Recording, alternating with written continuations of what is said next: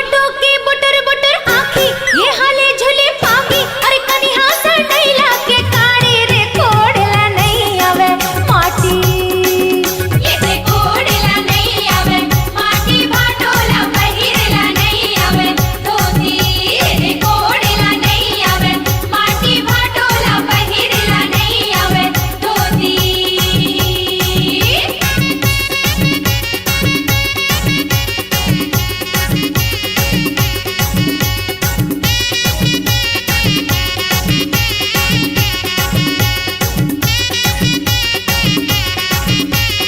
ये साड़ी कैसे हुसे कसके भाई?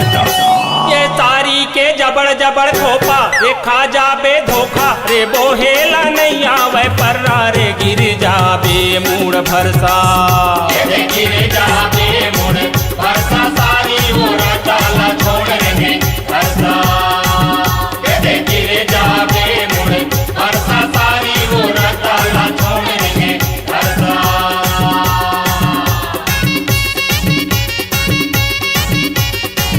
ए भाटो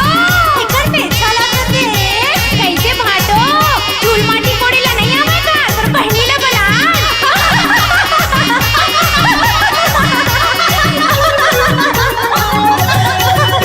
ये भाटो के तरर पीछा हो जाए है ठेठा और छूटा से सुर ले पागे रे पहिरेला नहीं आवे धोती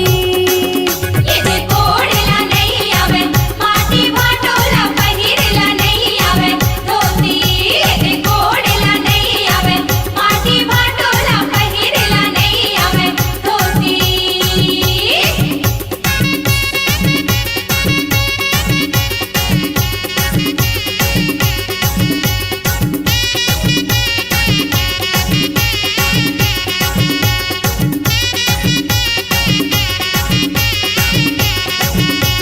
ये साड़ी बड़ा लग रही है। सारी मटमट नहीं दादा